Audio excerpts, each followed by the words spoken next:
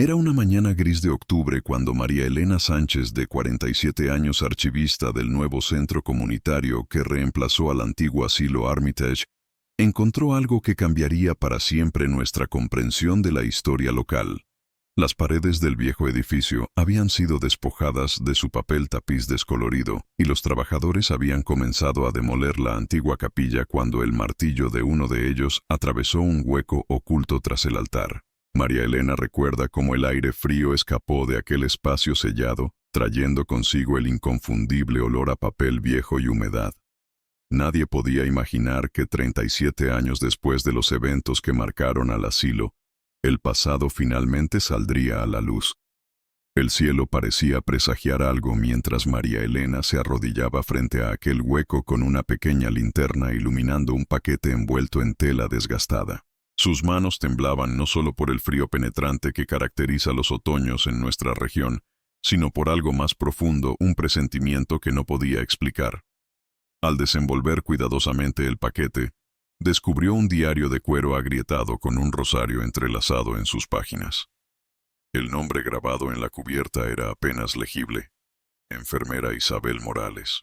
María Elena nunca olvidará ese momento, pues su propia abuela había trabajado en el asilo como cocinera durante aquellos años turbulentos y siempre habló en susurros sobre la bondadosa enfermera que desapareció junto con algunos pacientes. El diario contenía no solo los pensamientos de Isabel, sino también documentos doblados entre sus páginas, incluyendo un recorte de periódico amarillento del 12 de mayo de 1983 que decía: extrañas circunstancias rodean clausura temporal del ala norte del asilo Armitage.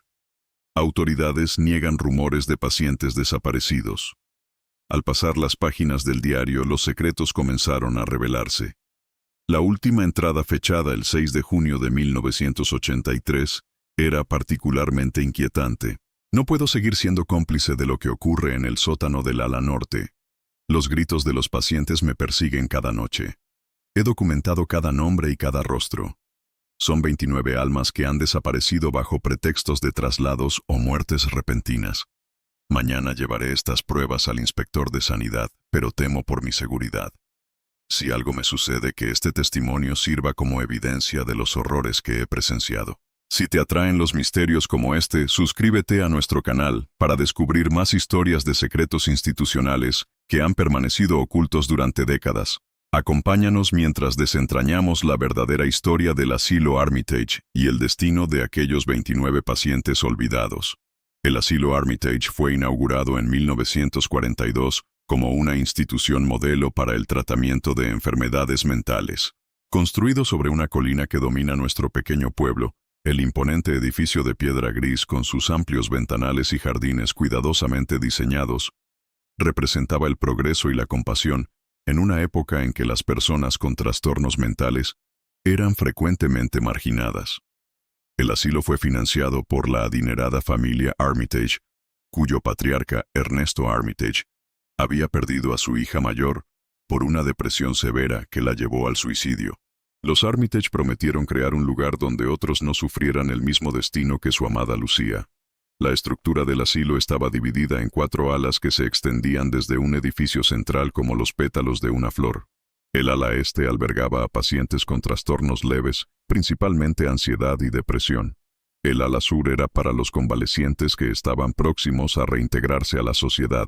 El ala oeste contenía los consultorios médicos, laboratorios y oficinas administrativas. Y finalmente el ala norte, la más aislada y vigilada, estaba reservada para los casos severos, pacientes considerados peligrosos para sí mismos o para otros. La jerarquía del asilo era estricta y clara. En la cúspide se encontraba el director médico Dr. Javier Mendoza, un psiquiatra respetado internacionalmente por sus investigaciones sobre tratamientos innovadores. Bajo su mando estaban los médicos, especialistas, enfermeras, jefe personal administrativo, y finalmente, los cuidadores y personal de servicio. Las rutinas eran inflexibles con horarios rigurosos para medicación, terapias, comidas y descanso. Las visitas estaban estrictamente reguladas y, en el caso del ala norte, prácticamente prohibidas bajo el pretexto de la seguridad de los visitantes. Durante 4 décadas, el asilo Armitage fue considerado un faro de esperanza y un modelo a seguir. Delegaciones de médicos de todo el país e incluso del extranjero visitaban la institución para aprender de sus métodos. La tasa de recuperación reportada era extraordinariamente alta, especialmente para la época. Lo que nadie cuestionaba era por qué ciertos pacientes simplemente desaparecían de los registros públicos, bajo explicaciones vagas de traslados, fallecimientos súbitos o inexplicables fugas. Entre el personal del asilo había figuras que con el tiempo se volverían centrales en esta historia. La más importante era Isabel Morales, una enfermera de 34 años que había trabajado en el asilo desde su apertura. Isabel era conocida por su compasión y dedicación a los pacientes, especialmente a aquellos en el ala norte, a quienes muchos del personal preferían evitar. También estaba Miguel Salazar, el jefe de seguridad, un hombre de pocas palabras que parecía omnipresente en los pasillos del asilo. La doctora Carmen Vega era la asistente principal del doctor Mendoza, una mujer brillante, pero cuya lealtad hacia el director rayaba en lo ciego. Y finalmente estaba Padre Tomás, el capellán del asilo, quien ofrecía consuelo espiritual a pacientes y personal por igual. Los eventos que desencadenarían el misterio comenzaron en la primavera de 1983. El asilo Armitage celebraba su aniversario número 41 con una ceremonia a la que asistieron autoridades locales, benefactores y familiares seleccionados de los pacientes. Durante el evento, el doctor Mendoza anunció con gran orgullo el inicio de un programa revolucionario de tratamiento que prometía curar incluso los casos más severos de esquizofrenia y otros trastornos graves. El programa sería implementado exclusivamente en el ala norte, bajo su supervisión personal y la de un equipo selecto de especialistas. Lo que el público no sabía era que días antes de este anuncio había llegado al asilo un cargamento inusual. Grandes cajas metálicas selladas fueron descargadas en medio de la noche y llevadas directamente al sótano del ala norte.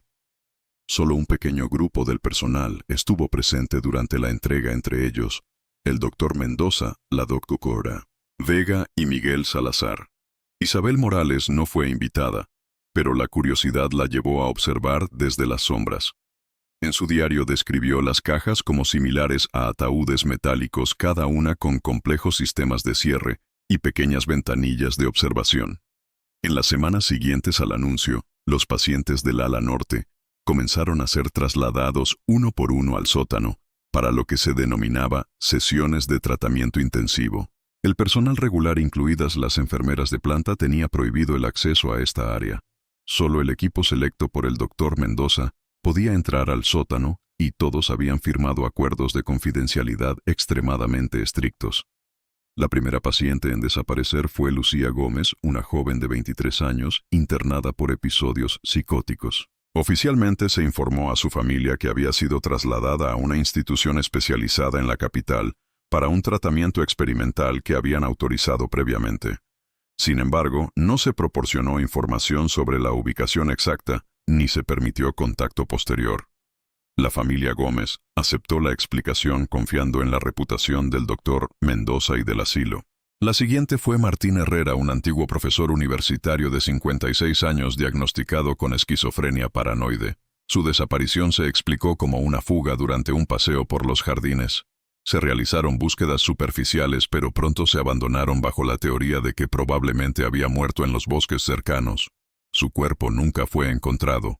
A medida que más pacientes desaparecían, los rumores comenzaron a circular entre el personal de menor rango. La cocinera Dolores Martínez, la abuela de María Elena Sánchez, contaba en susurros a su familia cómo los gritos provenientes del sótano del ala norte podían escucharse hasta en las cocinas durante la noche.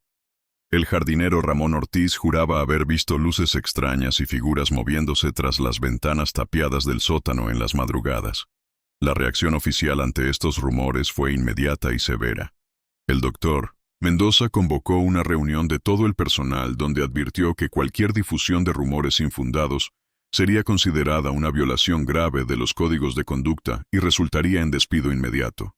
La junta directiva del asilo emitió un comunicado respaldando plenamente al doctor Mendoza y sus métodos innovadores, destacando los resultados positivos obtenidos hasta el momento.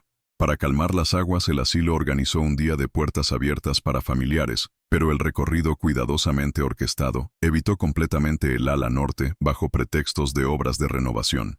Se mostraron pacientes sonrientes en terapias de grupo y actividades recreativas, mientras que la prensa local publicaba artículos elogiosos sobre la labor humanitaria del asilo Armitage. Sin embargo, detrás de esta fachada de normalidad, la ansiedad crecía. Isabel Morales comenzó a documentar meticulosamente cada paciente que desaparecía, anotando sus nombres, historias clínicas y las circunstancias de su traslado al sótano. También intentó acercarse a los pocos pacientes que regresaban de las sesiones especiales, pero estos parecían diferentes, apáticos, con la mirada perdida y a menudo incapaces de recordar lo que les había sucedido. En una entrada de su diario fechada el 3 de abril de 1983, Isabel escribió: «Hoy logré hablar brevemente con Teresa después de su regreso del sótano. Lleva 3 días allí y apenas puede recordar su propio nombre. Sus brazos están marcados con pinchazos y tiene quemaduras circulares en las sienes. Cuando le pregunté qué le habían hecho, solo repetía una frase: la luz purifica, la luz limpia la mente. Temo que estén experimentando con algún tipo de terapia electroconvulsiva modificada, pero mucho más intensa que cualquier tratamiento convencional». A finales de abril, el recuento de pacientes desaparecidos ya alcanzaba los 17. Isabel intentó compartir sus preocupaciones con otros miembros del personal, pero se encontró con miedo, indiferencia o complicidad. El padre Tomás parecía ser el único dispuesto a escucharla, pero incluso él mostraba cautela extrema, sugiriéndole que rezara por discernimiento y prudencia. La tensión alcanzó un punto crítico cuando Isabel descubrió por casualidad un documento en el escritorio de la doctora Vega. Era una lista de pacientes marcados con diferentes colores. Los nombres en rojo coincidían exactamente con los que habían desaparecido. Al pie del documento había una nota manuscrita: Fase 1 completada con éxito. Iniciar fase 2 con sujetos 18 al 29. Autorizado por J.M. Esa misma noche Isabel se escabulló hasta el pasillo que conducía al sótano del ala norte. No logró entrar, pues la puerta estaba vigilada, pero a través de una rejilla de ventilación escuchó voces. Entre ellas reconoció la del doctor Mendoza diciendo: «Los resultados superan nuestras expectativas. El ministerio quedará impresionado. Pronto tendremos la financiación para expandir el programa a nivel nacional». Los años pasaron y el misterio del asilo Armitage se fue diluyendo en la memoria colectiva del pueblo como una mancha que se desvanece con sucesivos lavados. El asilo cerró sus puertas en 1986 oficialmente debido a recortes presupuestarios y cambios en las políticas de salud mental que favorecían tratamientos ambulatorios sobre la institucionalización prolongada. El imponente edificio quedó abandonado durante años, su silueta oscura recortándose contra el cielo como un recordatorio silencioso de secretos enterrados. Cada aniversario de la clausura del asilo, un pequeño grupo de personas, principalmente familiares de los desaparecidos, se reunía frente a las puertas oxidadas para una vigilia silenciosa. Al principio eran muchos, pero con el paso del tiempo su número fue disminuyendo. Las autoridades locales siempre enviaban un representante que colocaba una corona de flores y pronunciaba unas palabras sobre la importante labor realizada por la institución en su momento, evitando cuidadosamente cualquier mención a las desapariciones. En 1993, 10 años después de los eventos, se inauguró un pequeño memorial en los jardines del antiguo asilo, una placa de bronce con un mensaje genérico: en memoria de todos aquellos que encontraron refugio y sanación en estas paredes. El evento fue breve y escasamente publicitado. El alcalde de entonces, Felipe Montes, pronunció un discurso sobre la importancia de honrar el pasado mientras se mira hacia el futuro. Ningún antiguo paciente fue invitado a hablar. Los esfuerzos por investigar lo sucedido enfrentaron obstáculos sistemáticos. Carmen Rojas, hermana de uno de los desaparecidos, intentó en 1995 acceder a los registros médicos de su hermano Roberto, solo para descubrir que todos los archivos del ala norte habían sido declarados confidenciales por orden del Ministerio de Salud y sellados por 75 años por supuestas razones de seguridad nacional y protección de información médica sensible. Sus apelaciones fueron rechazadas en todas las instancias. Los antiguos empleados del asilo parecían haber firmado un pacto de silencio. Algunos, como Miguel Salazar, el jefe de seguridad, habían fallecido en circunstancias nunca completamente aclaradas, un aparente suicidio, apenas 2 meses después del cierre del asilo. Otros simplemente desaparecieron mudándose a lugares distantes sin dejar dirección de contacto. Los pocos que permanecían en el pueblo se negaban a hablar del tema, cambiando rápidamente de conversación cuando alguien mencionaba el asilo. El doctor Mendoza, por su parte, gozó de una exitosa carrera internacional. Tras el cierre del asilo, aceptó un puesto de alto nivel en una prestigiosa organización de salud mental en el extranjero, donde continuó desarrollando sus investigaciones. Publicó varios libros aclamados sobre avances en tratamientos psiquiátricos y recibió numerosos reconocimientos. En ninguna de sus publicaciones o entrevistas mencionó jamás los eventos del ala norte o el destino de los 29 pacientes desaparecidos. En 1998, el periodista local Alejandro Vega intentó escribir un artículo sobre el 15 aniversario de las desapariciones. Logró entrevistar a algunos familiares y antiguos empleados de bajo rango, pero cuando su investigación comenzó a profundizar, recibió advertencias veladas. Una noche encontró su oficina completamente revuelta con sus notas y grabaciones desaparecidas. El artículo que finalmente publicó fue una versión edulcorada que apenas mencionaba rumores nunca confirmados sobre irregularidades administrativas. Las búsquedas por encontrar a Isabel Morales fueron igual de infructuosas. Su familia había reportado su desaparición el 8 de junio de 1983, 2 días después de la última entrada en su diario. La investigación policial fue superficial, concluyendo que probablemente había abandonado el pueblo voluntariamente tras ser despedida por comportamiento errático, según declaró la administración del asilo. Su apartamento fue encontrado en perfecto orden con ropa y objetos personales intactos, como si hubiera salido para volver pronto. A medida que transcurrían los años, surgían ocasionalmente nuevos testimonios. En 2003, María Duarte, antigua limpiadora del asilo, rompió su silencio en su lecho de muerte. Su hijo grabó su confesión donde describía cómo una madrugada, mientras limpiaba los pasillos del ala norte, vio a varios hombres sacando camillas cubiertas con sábanas hacia una ambulancia sin identificación. Contó entre 6 y 8 bultos, que por su forma parecían contener cuerpos. A la mañana siguiente, le informaron que varios pacientes habían sido trasladados a otras instituciones y le advirtieron que no mencionara lo que había visto. En 2008, durante obras de renovación en el antiguo edificio administrativo del asilo que iba a ser convertido en museo local, los trabajadores descubrieron una caja fuerte oculta tras un falso muro. Contenía varios documentos oficiales con sellos del Ministerio de Defensa, autorizando la implementación del programa Aurora en instalaciones psiquiátricas seleccionadas. Los documentos mencionaban pruebas con nuevos compuestos para tratamiento de traumas severos y estados alterados de conciencia. Los nombres de los pacientes estaban codificados, pero las fechas coincidían con el periodo de las desapariciones. Estos documentos fueron rápidamente confiscados por agentes gubernamentales, citando razones de seguridad nacional. El impacto de los eventos se extendió a través de generaciones. Los hijos y nietos de los desaparecidos crecieron con una sensación de pérdida y preguntas sin respuesta. Muchos desarrollaron lo que los psicólogos denominaron trauma transgeneracional, manifestado en desconfianza hacia las instituciones médicas, ansiedad crónica y pesadillas recurrentes sobre hospitales y procedimientos médicos. Teresa López, hija de Martín Herrera. Uno de los primeros desaparecidos, dedicó su vida a estudiar derecho, especializándose en casos de negligencia médica y experimentación ilegal. En 2013 fundó la Asociación de Familiares de Desaparecidos del Asilo Armitage, que buscaba no solo esclarecer lo sucedido, sino también cambiar las leyes sobre consentimiento informado y experimentación con pacientes vulnerables. En 2018, 35 años después de los eventos, la asociación logró una pequeña victoria cuando un tribunal ordenó la desclasificación parcial de algunos documentos relacionados con el asilo. Sin embargo, cuando los representantes acudieron a los archivos nacionales, descubrieron que la mayoría de los documentos habían sido destruidos en un incendio aparentemente accidental ocurrido en 2005 que afectó específicamente la sección donde se guardaban estos registros.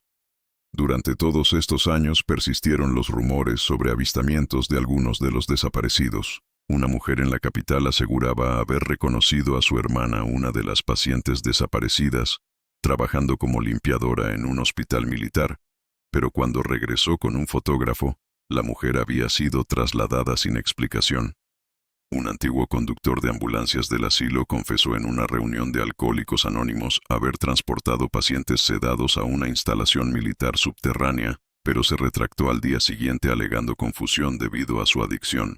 El pueblo mismo parecía atrapado entre el deseo de recordar y la presión por olvidar. Las generaciones más jóvenes crecieron escuchando versiones distorsionadas de lo sucedido, historias que con el tiempo adquirieron tintes de leyenda urbana, perdiendo conexión con los hechos reales. En las escuelas locales, la historia del asilo se mencionaba brevemente como un ejemplo de los antiguos métodos de tratamiento psiquiátrico, sin referencia alguna a las desapariciones. Los terrenos del antiguo asilo cambiaron de manos varias veces. Hubo proyectos para convertirlo en hotel de lujo centro comercial e incluso un parque temático, pero todos fracasaron por una combinación de problemas financieros, oposición local y lo que algunos llamaban la mala energía del lugar.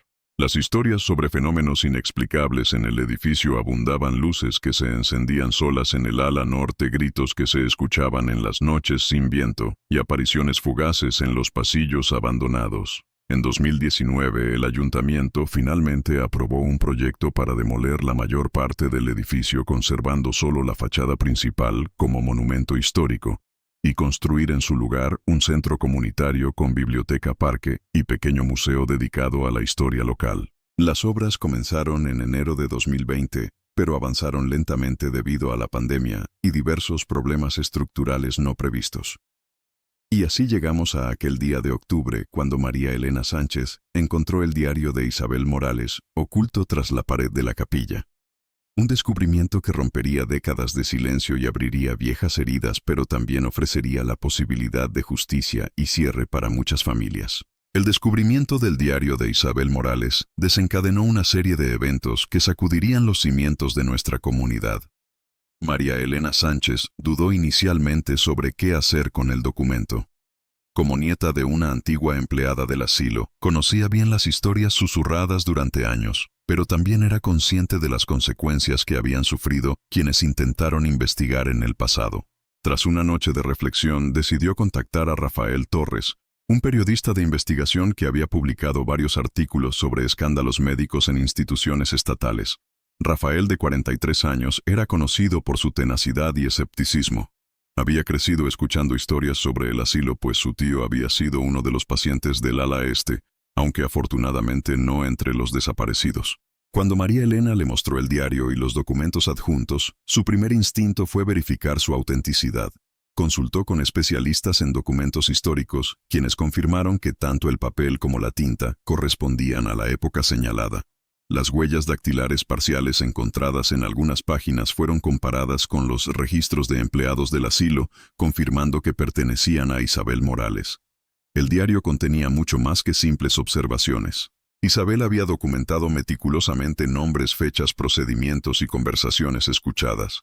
Había dibujado planos detallados del sótano del ala norte, basados en sus limitadas observaciones y en información compartida por otros empleados.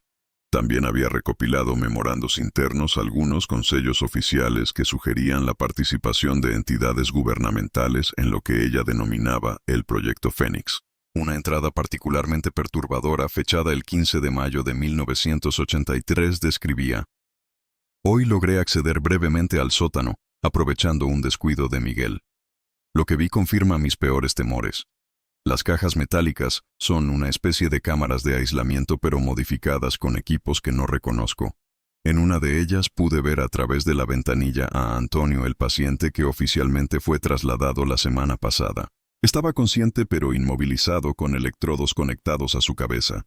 Sus ojos me miraron suplicantes, pero no pude hacer nada sin exponerme. En una mesa cercana vi frascos con etiquetas militares y la palabra restricto en rojo. También vi carpetas marcadas como sujetos 1 al 29, fase experimental. A medida que Rafael profundizaba en su investigación, comenzó a contactar a antiguos empleados del asilo y familiares de los desaparecidos. Muchos se mostraron reacios a hablar. Años de silencio forzado habían dejado cicatrices profundas. Sin embargo, el diario proporcionaba nombres y detalles específicos que servían para ganarse la confianza de los más reticentes. Luisa Vidal, de 78 años, antigua enfermera que había trabajado junto a Isabel, Fue la primera en hablar abiertamente. Vivía ahora en un pequeño pueblo costero alejada de todo lo relacionado con el asilo.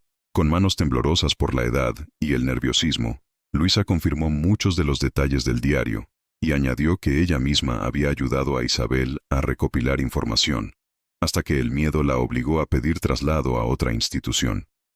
Recuerdo que Isabel estaba obsesionada con descubrir la verdad, confesó Luisa. Ella creía que bajo la fachada de tratamientos innovadores se estaban realizando experimentos no autorizados. Me contó que había escuchado al doctor Mendoza hablar sobre modificación conductual profunda y borrado selectivo de memoria. Mencionaba algo llamado Protocolo Aurora, que supuestamente podía reprogramar completamente la mente de una persona eliminando toda resistencia y creando lo que él llamaba perfecta obediencia y lealtad. Rafael logró localizar también a Eduardo Reyes, hijo de uno de los pacientes desaparecidos, quien le mostró cartas que su padre le había enviado desde el asilo antes de su supuesta transferencia. En la última carta fechada 3 días antes de su desaparición, Ricardo Reyes mencionaba: «Me han seleccionado para un tratamiento especial que según el doctor curará definitivamente mi condición. Estoy nervioso pero esperanzado. Si todo sale bien podré volver a casa pronto». Sin embargo, hay algo extraño en la forma en que algunos enfermeros me miran ahora como con lástima. La nueva medicación me hace dormir profundamente y tengo sueños muy vívidos sobre luces brillantes y voces que me hablan desde lejos. La investigación dio un giro inesperado cuando Rafael descubrió que uno de los antiguos pacientes del ala norte, supuestamente fallecido por complicaciones cardíacas, seguía vivo. Joaquín Méndez, de 71 años, vivía bajo otro nombre en una pequeña casa en las afueras de la ciudad vecina.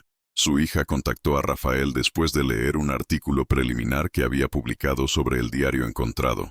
El encuentro con Joaquín fue revelador y perturbador. El hombre mostraba secuelas evidentes de lo que había sufrido: temblores constantes, lagunas de memoria y un miedo irracional a los espacios cerrados y a las luces brillantes. Su relato entrecortado confirmaba los peores temores de Isabel. Habló de inyecciones que producían estados de semiconciencia, de máquinas que proyectaban luces pulsantes mientras sonaban grabaciones repetitivas y de procedimientos dolorosos que describió como abrir el cráneo y tocar directamente el cerebro. Lo más impactante fue su afirmación de que no todos los pacientes sometidos a los experimentos sobrevivieron. Según Joaquín, aquellos que mostraban efectos secundarios graves o que resistían al tratamiento simplemente desaparecían del sótano. Una noche contó haber visto a través de la pequeña ventana de su habitación cómo sacaban cuerpos envueltos en bolsas hacia una furgoneta sin identificación. «Escapé porque uno de los enfermeros se apiadó de mí», explicó Joaquín. «Me ayudó a salir durante un simulacro de incendio y me dio dinero para huir lejos. Me advirtió que nunca usara mi verdadero nombre ni contara lo que había visto porque me encontrarían. He vivido con miedo durante décadas, pero ahora estoy viejo y enfermo, ya no me importa lo que pueda pasarme. Quiero que la verdad se sepa antes de morir». A medida que la investigación avanzaba, Rafael enfrentó sus propios conflictos internos. Había momentos en que dudaba de la veracidad de estas historias, o se preguntaba si estaba exagerando la importancia de eventos ocurridos hace tanto tiempo. También experimentó presiones externas. Su editor mostraba creciente nerviosismo ante las implicaciones legales de publicar acusaciones contra instituciones gubernamentales y médicos respetados, algunos de los cuales seguían ocupando posiciones de poder. Una noche, mientras regresaba a casa, Rafael notó que estaba siendo seguido. En los días siguientes, recibió llamadas anónimas y un correo electrónico con una simple advertencia: «Algunos secretos deben permanecer enterrados por el bien de todos». María Elena también reportó incidentes inquietantes. Su apartamento había sido registrado y el diario original casi robado, de no ser por la precaución que había tomado de guardarlo en una caja de seguridad bancaria. La comunidad comenzó a dividirse entre quienes apoyaban la investigación considerándola una oportunidad de justicia largamente postergada y quienes preferían dejar el pasado atrás argumentando que remover viejas heridas solo causaría más dolor.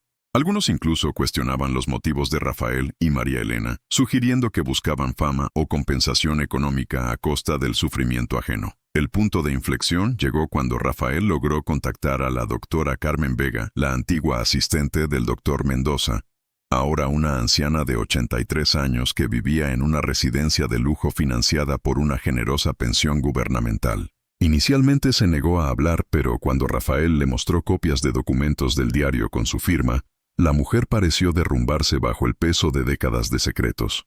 En una grabación que luego sería crucial, la doctora Vega confesó entre lágrimas que el proyecto Fénix había sido efectivamente un programa experimental financiado conjuntamente por el Ministerio de Defensa y una corporación farmacéutica internacional. El objetivo oficial era desarrollar tratamientos para trastornos psiquiátricos severos, pero el verdadero propósito era mucho más siniestro. Buscaban desarrollar técnicas de control mental que pudieran ser utilizadas en operaciones de inteligencia y contrainsurgencia. Los pacientes del ala norte habían sido seleccionados cuidadosamente por sus perfiles psicológicos, considerados ideales para probar la efectividad de diferentes combinaciones de drogas, terapia electroconvulsiva, privación sensorial y otras técnicas experimentales. Según la doctora Vega, el doctor Mendoza había sido contactado inicialmente por un alto oficial militar fascinado por sus investigaciones sobre modificación conductual. Le ofrecieron financiamiento ilimitado y protección gubernamental a cambio de resultados tangibles. El asilo, con su reputación impecable y su ubicación relativamente aislada, proporcionaba la cobertura perfecta para estos experimentos. Si esta historia importa para ti, apoya nuestro canal. Cada suscripción nos ayuda a continuar investigando y compartiendo verdades que otros prefieren mantener ocultas. Con la confesión de la doctora Vega y la evidencia acumulada, Rafael Torres publicó finalmente su investigación en un extenso reportaje titulado Los fantasmas del asilo Armitage, la verdad tras 37 años de silencio. El artículo causó conmoción nacional. Incluía extractos del diario de Isabel Morales, testimonios de supervivientes y familiares, documentos desclasificados, obtenidos mediante recursos legales, y la confesión grabada de la doctora Vega. Las autoridades no pudieron ignorar el escándalo y se vieron obligadas a abrir una investigación oficial. El equipo investigador, designado por el Ministerio de Justicia, obtuvo una orden judicial para examinar completamente las instalaciones del antiguo asilo, incluyendo áreas que habían permanecido selladas desde su cierre. Lo que encontraron en el sótano del ala norte confirmó los peores temores. Tras derribar varios muros falsos construidos aparentemente poco antes del cierre oficial, descubrieron una instalación que poco tenía que ver con un hospital psiquiátrico convencional. El sótano había sido convertido en un complejo laboratorio con cámaras de aislamiento modificadas, equipos médicos especializados, y lo más perturbador, una sala de observación con grabadores y equipos de monitoreo. En una habitación cerrada con llave, encontraron archivos que habían escapado a la destrucción sistemática de evidencia. Estos documentos detallaban los procedimientos realizados con cada paciente, sus reacciones y resultados codificados en un lenguaje pseudocientífico que intentaba disfrazar la naturaleza brutal de los experimentos. Un memorando interno fechado el 2 de junio de 1983 revelaba la verdadera magnitud de lo ocurrido. Sujetos 1 al 17 muestran resultados prometedores. Eliminación completa de resistencia en 11 casos. Obediencia automática a comandos preestablecidos en 9 casos. Fracaso del tratamiento con complicaciones terminales en 6 casos. Recomendamos proceder con fase 2, utilizando protocolo intensificado en sujetos 18 al 29. Mantener máxima discreción ante incidente con personal de enfermería. JM. Este documento coincidía exactamente con la fecha en que Isabel comenzó a notar la desaparición acelerada de pacientes y confirmaba sus sospechas sobre el destino de muchos de ellos. También explicaba por qué ella misma se había convertido en un objetivo. La enfermera había descubierto demasiado y representaba un riesgo para la operación. Entre los documentos recuperados había también correspondencia entre el doctor Mendoza y altos funcionarios del gobierno. En una carta particularmente reveladora, un general cuyo nombre había sido parcialmente tachado felicitaba al doctor por los avances conseguidos y mencionaba aplicaciones potenciales en interrogatorios avanzados y preparación de agentes especiales. Otra carta firmada por un representante de la corporación farmacéutica implicada discutía posibles aplicaciones comerciales de los compuestos desarrollados en el programa, describiéndolos como avances revolucionarios en el tratamiento de la esquizofrenia y otros trastornos, pero omitiendo convenientemente los métodos utilizados para su desarrollo y sus devastadores efectos secundarios. Los investigadores descubrieron también un archivo fotográfico cuidadosamente catalogado. Las imágenes mostraban a los pacientes antes, durante y después de los tratamientos. Las fotografías del después eran particularmente inquietantes. Los rostros que alguna vez habían expresado personalidad, individualidad y emociones humanas aparecían ahora vacíos, con miradas ausentes, como si las personas hubieran sido vaciadas por dentro. Algunas fotografías documentaban también procedimientos médicos claramente experimentales, incluyendo cirugías cerebrales realizadas en condiciones cuestionables. Pero quizás el descubrimiento más impactante fue una grabación en cinta magnética, encontrada en un compartimento secreto del escritorio del Dr. Mendoza. La grabación contenía lo que parecía ser el interrogatorio a Isabel Morales. Su voz débil y entrecortada contrastaba con el tono clínico y desapasionado del Dr. Mendoza. En la grabación, Isabel era presionada para revelar quién más conocía sus descubrimientos y dónde había ocultado sus notas. A pesar de su evidente sufrimiento, la enfermera se negaba a cooperar. La grabación terminaba abruptamente con el Dr. Mendoza ordenando aumentar la dosis y continuar al día siguiente. No se encontraron más grabaciones con Isabel, lo que planteaba preguntas inquietantes sobre su destino final. Con estos nuevos descubrimientos, la investigación se amplió. Se emitieron órdenes de búsqueda internacional para el Dr. Mendoza, quien había desaparecido de su residencia en Suiza, días después de la publicación del reportaje de Rafael. Su paradero seguía siendo desconocido, pero las autoridades sospechaban que había sido ayudado a escapar por antiguos contactos en agencias gubernamentales interesadas en mantener su silencio. La doctora Vega fue formalmente acusada de múltiples cargos, incluyendo experimentación ilegal en humanos, falsificación de registros médicos y complicidad en secuestro y posible homicidio. Su confesión y cooperación con los investigadores le valieron cierta clemencia, pero aún así enfrentaba una condena considerable, dada la gravedad de los crímenes. A medida que la investigación avanzaba más, nombres surgieron implicando a funcionarios de alto nivel en diversos ministerios. Algunos habían fallecido, otros ocupaban ahora posiciones de prestigio en universidades, hospitales privados o empresas farmacéuticas. La red de complicidad resultó ser mucho más amplia de lo que nadie había imaginado inicialmente. Los esfuerzos por localizar a los pacientes desaparecidos o determinar su destino final continuaron, pero con resultados limitados. Además de Joaquín Méndez, solo otros 2 supervivientes fueron encontrados. Ambos vivían bajo identidades falsas en regiones remotas del país y mostraban secuelas severas tanto físicas como psicológicas de lo que habían sufrido. Sus testimonios añadieron detalles escalofriantes sobre los métodos empleados y confirmaron que muchos pacientes no habían sobrevivido a los experimentos. En cuanto a Isabel Morales, la búsqueda de su cuerpo se concentró en los terrenos del asilo, especialmente en áreas boscosas cercanas y en un antiguo pozo abandonado mencionado en varios testimonios como posible lugar de eliminación de evidencia. Después de semanas de búsqueda intensiva, los investigadores encontraron restos humanos en una fosa poco profunda cerca del límite de la propiedad. El análisis forense confirmó que pertenecían a Isabel, identificada por registros dentales y por un medallón religioso que siempre llevaba consigo, regalo de su madre. La evidencia sugería que Isabel había sido sometida a los mismos procedimientos experimentales que los pacientes, probablemente como castigo por su interferencia y como medio para extraer información. Las marcas en los huesos del cráneo indicaban intervención quirúrgica, mientras que la posición del cuerpo y otros indicios apuntaban a que había sido enterrada apresuradamente, posiblemente tras un experimento fallido o porque su resistencia la había convertido en un sujeto inadecuado. El diario de Isabel, junto con todos los documentos y evidencias recuperados, se convirtió en la pieza central de un expediente judicial masivo.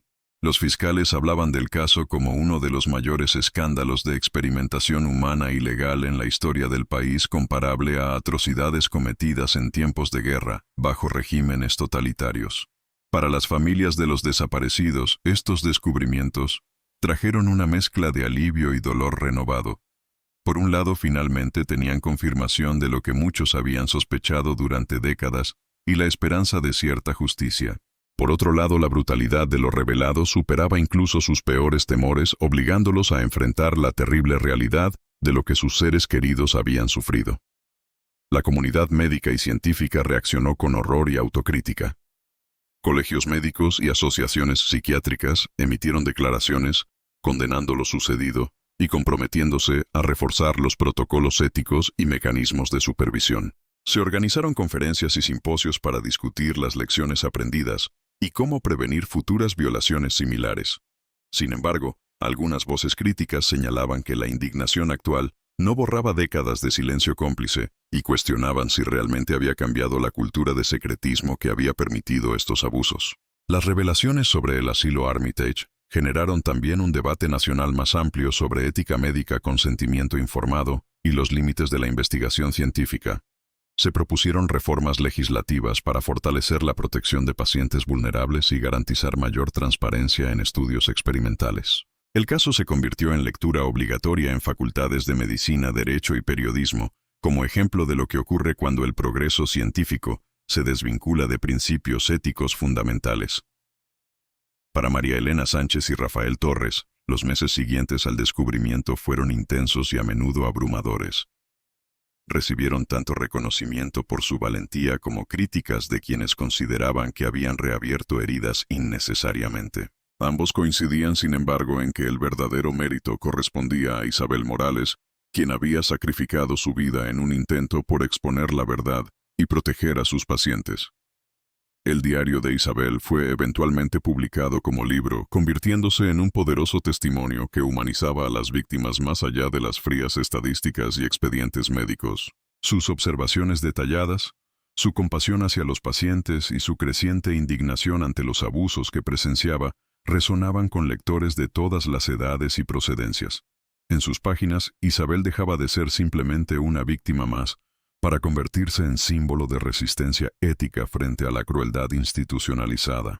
El juicio por los crímenes del asilo Armitage comenzó finalmente en primavera de 2021, casi 2 años después del descubrimiento del diario de Isabel Morales y 38 años después de los eventos.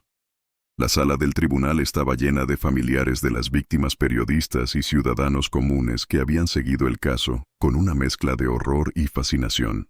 La magnitud del proceso judicial era sin precedentes para nuestra comunidad, involucrando múltiples acusados, miles de páginas de evidencia y más de 100 testigos programados.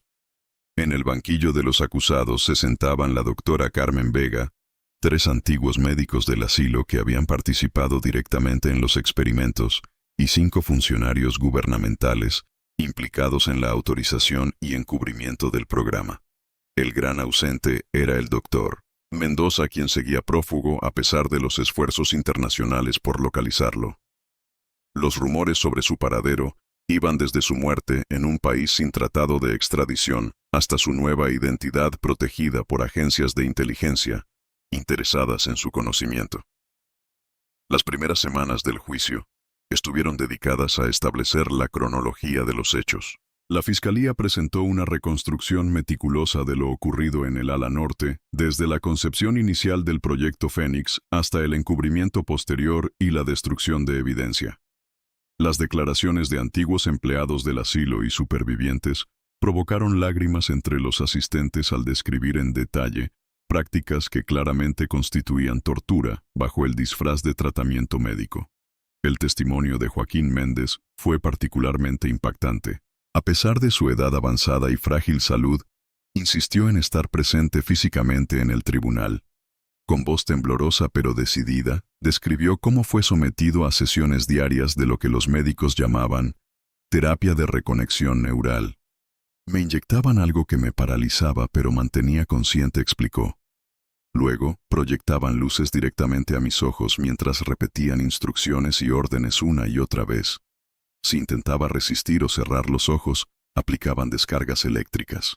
Después venía lo que llamaban fase de implantación, donde introducían ideas y nuevos recuerdos mientras estaba en estado vulnerable. Algunos días me llevaban a una sala especial, donde abrían mi cráneo estando yo semiconsciente. Recuerdo el sonido del taladro y la sensación de presión, pero no dolor. Hablaban sobre mí como si fuera un objeto, un experimento, no una persona. La defensa intentó argumentar que los acusados habían actuado siguiendo órdenes y dentro del marco legal y ético de la época, señalando que los estándares de consentimiento informado y ética médica eran diferentes en los años 80. Este argumento fue refutado con contundencia por expertos que demostraron que incluso bajo los estándares de aquel tiempo, los experimentos realizados en el asilo Armitage violaban flagrantemente principios básicos establecidos desde los juicios de Nuremberg. La doctora Vega sorprendió a todos cuando a mitad del juicio decidió cambiar su declaración inicial y asumir mayor responsabilidad. En un momento dramático solicitó dirigirse directamente a los familiares de las víctimas. Quiero que sepan que no pasó un solo día en estos 38 años en que no pensara en lo que hicimos, dijo con voz quebrada. Me convencí de que estábamos haciendo avances científicos importantes que justificaban los métodos. Me dije que los pacientes eran casos perdidos que de todas formas no tenían futuro. Me escudé en la autoridad del doctor Mendoza y en la aprobación gubernamental. Todas excusas para no enfrentar la verdad que éramos monstruos jugando a ser dioses con las vidas de personas vulnerables que confiaban en nosotros para cuidarlas y sanarlas. A medida que el juicio avanzaba, nuevos detalles salieron a la luz. Se reveló que algunos de los compuestos experimentales desarrollados en el asilo Armitage habían sido posteriormente refinados y utilizados en operaciones encubiertas tanto domésticas como internacionales. También se estableció que al menos 3 farmacéuticas importantes habían comercializado versiones modificadas de estos compuestos como tratamientos para trastornos severos, ocultando su origen y los estudios que mostraban efectos secundarios graves. Particularmente conmovedora fue la parte del juicio dedicada a Isabel Morales. A través de su diario, reconstrucciones forenses y testimonios de quienes la conocieron, emergió el retrato de una mujer extraordinaria, cuyo sentido de la justicia y compasión la llevó a arriesgar y finalmente sacrificar su vida. Su hermana menor, Gabriela, de 73 años, viajó desde otro país para testificar describiendo cómo Isabel siempre había defendido a los más vulnerables, incluso desde niña, y cómo en sus últimas llamadas telefónicas, aunque cautelosa con los detalles, había expresado su determinación de hacer lo correcto sin importar las consecuencias. Después de casi 6 meses, el juicio llegó a su conclusión. El veredicto fue unánime. Todos los acusados fueron declarados culpables en diversos grados según su nivel de participación. Las sentencias oscilaron entre 15 años de prisión para los menos implicados hasta cadena perpetua para la doctora Vega y los médicos que realizaron directamente los procedimientos más atroces. Además, el tribunal ordenó el pago de indemnizaciones sustanciales a las familias de las víctimas y la creación de un fondo especial para investigación sobre ética médica y derechos de los pacientes. La sentencia incluía también disposiciones para continuar la búsqueda e identificación de todas las víctimas y establecer con exactitud el destino de cada uno de los 29 desaparecidos. Hasta el momento se habían confirmado 14 fallecimientos, mientras que el paradero de 12 seguía siendo desconocido, y solo 3 habían sido encontrados con vida. El tribunal ordenó que los restos identificados fueran entregados a sus familias para recibir sepultura digna, y que se erigiera un memorial con los nombres de todas las víctimas en los terrenos del antiguo asilo. El impacto del juicio se extendió mucho más allá de nuestra comunidad. Casos similares en otras instituciones comenzaron a ser investigados, lo que llevó a más revelaciones sobre abusos y experimentación no ética durante aquella época. Varios países revisaron sus leyes sobre consentimiento informado, experimentación médica y protección de personas vulnerables. Universidades y hospitales establecieron comités de ética más rigurosos y mecanismos de denuncia accesibles para prevenir futuras violaciones. Para nuestra comunidad el proceso de sanación sería largo y complejo. Muchos sentían una mezcla de alivio por la justicia finalmente alcanzada, vergüenza colectiva, por no haber hecho más cuando ocurrieron los hechos, y determinación de honrar adecuadamente la memoria de las víctimas. Se organizaron ceremonias religiosas y actos conmemorativos, donde por primera vez en décadas se pronunciaron públicamente los nombres de cada uno de los desaparecidos.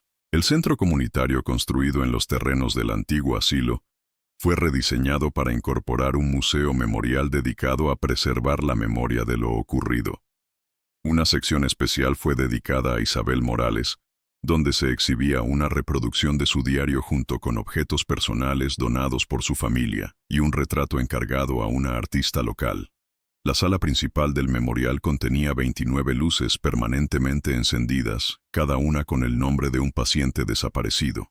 La comunidad estableció también un día anual de reflexión y memoria cada 6 de junio, aniversario de la última entrada en el diario de Isabel.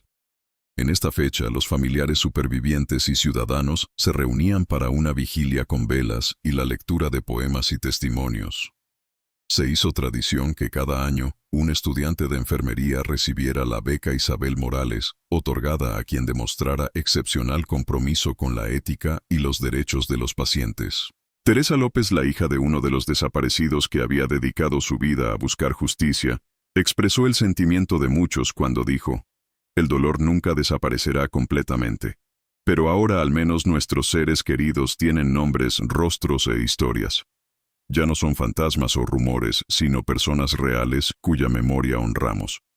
Y lo más importante, hemos aprendido que el silencio y la indiferencia son cómplices del mal». Si algo positivo puede surgir de esta tragedia, es el compromiso de nunca más permitir que el poder, la autoridad o el prestigio estén por encima de la dignidad humana.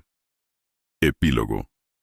Hoy, 37 años después de los acontecimientos del asilo Armitage, y 5 años desde el descubrimiento del diario de Isabel Morales, nuestra comunidad continúa el proceso de reconciliarse con su pasado. La mayoría de los responsables directos han fallecido en prisión o esperan el final de sus días tras las rejas. El doctor Mendoza nunca fue encontrado, aunque investigaciones periodísticas sugieren que falleció en 2023 en un país del sudeste asiático bajo identidad falsa, llevándose a la tumba muchos secretos. Los terrenos del antiguo asilo, ahora transformados en parque memorial y centro comunitario, se han convertido en un lugar de peregrinación para estudiantes de medicina ética, profesionales de la salud mental y defensores de derechos humanos de todo el país.